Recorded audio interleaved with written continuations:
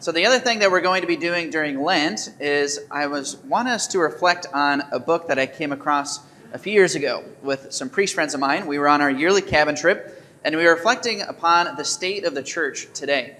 And I found this book, and I found it extremely helpful. And so I think it might be helpful for us to reflect on some of the contents of this book during the season of Lent. Again, it's very easy for us as Catholics to see the people leaving the church today, to see the state of our church in crisis, and to lose hope and to start despairing, to become doomsday Catholics. It's very important that we don't do that. Right? The church has gone through many different crises before, and the church has always had the ability to revive herself. Right? It's because the church is fueled by the Holy Spirit. The Holy Spirit makes the church both ever ancient, but also ever new. Right? And the church is able to rise up saints in every age. And so our age doesn't need to be any different. Okay? So, what I want to make the point today, I want to make 2 points that are taken out of this book. Again, 2 points that I want you to remember from today. The first point is that we have entered upon a new age in church history. And it's an age that is very unfamiliar to us because it has been a very long time since we have been in another age that was similar. We're in a new age today. The second thing I want you to realize after today is that the main challenge that makes our age different today is an intellectual challenge. It has to do with the mind. Those are the 2 points I want to make today. I quoted Archbishop Fulton Sheen last week, his famous quote from 1974 on national television. He made the famous words, "Christendom has come to an end. We are at the end of Christendom. Not the end of the church, not the end of Christianity, but the end of Christendom. We are dying. We are experiencing decay as a church." Right? Those are the words of Archbishop Fulton Sheen. What does that mean to say that we are at the end of Christendom?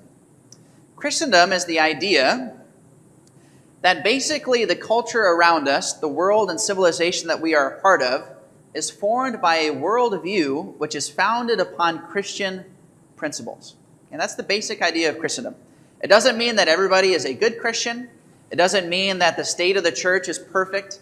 It simply means that the worldview of the culture and the civilization that we are a part of, for the most part, is a Christian worldview. Okay, does that make sense? See the difference there? Right? So what is the key difference in our culture today? Right? What makes our culture and our age different than in ages past? Some people might say, well, maybe it's the hierarchy of the church. We have some corruption in our church. Well, no, we've seen that in plenty of ages in the church before. Maybe it's the fact that maybe the devil is just more powerful today than he has been before. No, the devil is the same in every age. He's always been really powerful. Maybe it's the sinfulness of our members. No, there's been sinners in every age. Okay?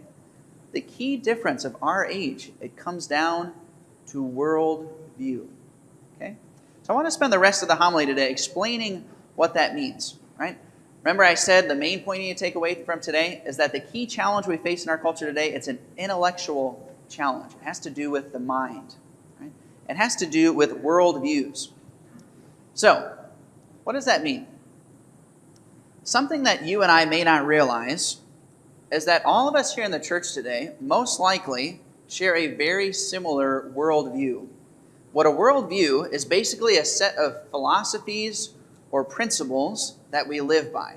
And many of us don't even realize it, and yet we all share it.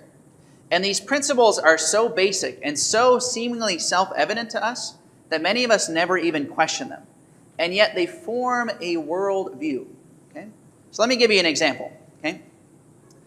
So I would say that I'm just going to say some things that are really stupid that you'll find silly, but I think it'll be more believable if you imagine that I'm Father Shockley, okay? Imagine Father Shockley coming to St. Bernard today, and imagine if Father Shockley were to say this. You know what the problem with our country is today? You know what the problem is with our culture? Too much democracy. We need to go back to having a monarchy. What would you guys think about that? You think he's crazy, right? Because all of us, part of our worldview is that we just assume that monarchies are worthless compared to democracy. And yet, for many centuries in the history of the world, everybody assumed that monarchy was better. Right? And yet this isn't something that we argue about today. It's something that we simply take for granted. I'll give you another example.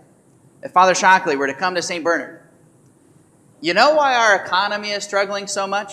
You know why so many of us are struggling financially? It's because we need to bring back slavery. Then our economy would be better.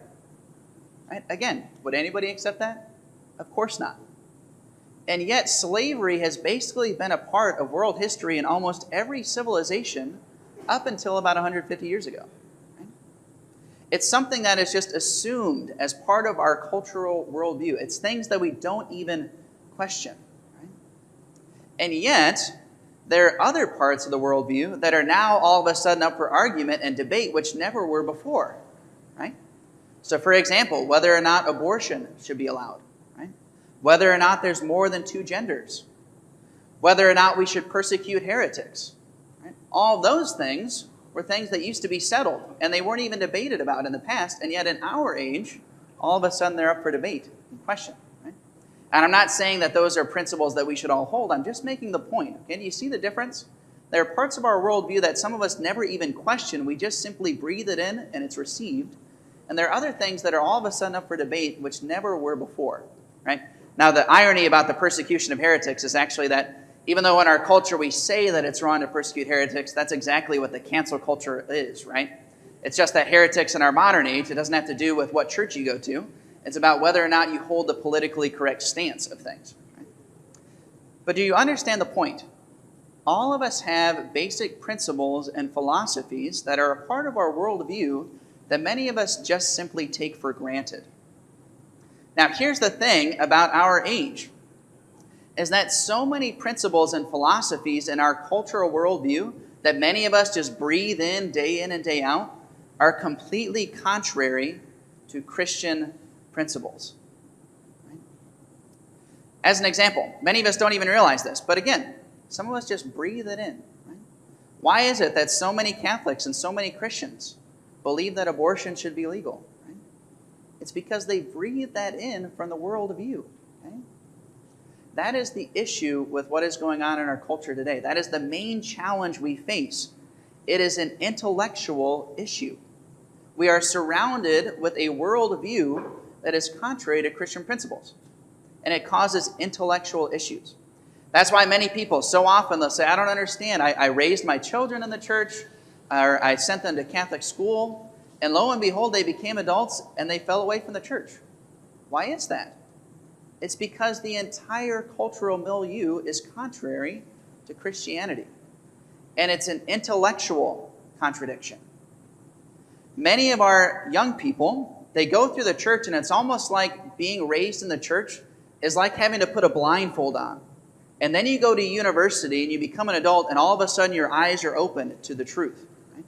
That's why so many people, when they have questions about their faith, right? What is our response to so many people when they have questions about their faith? Instead of actually arguing and debating with them and proving to them the truth of the faith, what do we say instead? Well, just have faith. Right? We're telling our people and our young people that in order to be a faithful person, you basically have to ignore knowledge that you learn in the university and in school and everywhere else. They are intellectual issues. That is what makes our age different. Right, I'll try to explain this a little bit more. Okay? Every age has been tempted to be sexually immoral, but it is only in our age that we've actually intellectually justified it and basically said that all of this sexual immorality should be allowed. In every age, people have been tempted to disobey God's commands, but it is only in our age that people have actually tried to intellectually prove that God isn't real anyway. So why does it matter? It's intellectual issues. And if you still don't believe me, again, look at statistics. The main reason, statistic after statistic, over and over, the reason why young people leave the church is because they just simply don't find the faith intellectually convincing. They don't believe it's true. This is the key challenge of our age. It's an intellectual challenge. And the only way to further the faith is to convert the minds of the people around us. And even convert our own minds. Because again, many of us, we call ourselves Christians and call ourselves Catholics, and we don't realize how much this cultural worldview has actually influenced how each of us think as well. This is the key challenge of our age. We are no longer in a Christendom age in which the cultural worldview lines up with ours. It is contrary to us. And so in order to be a Christian today, it takes an intentional choice. It is not easy to be a Christian today. And it's not even easy to come to faith because, again, you have to overcome what the entire culture is trying to tell you. We are in a difficult situation in our age.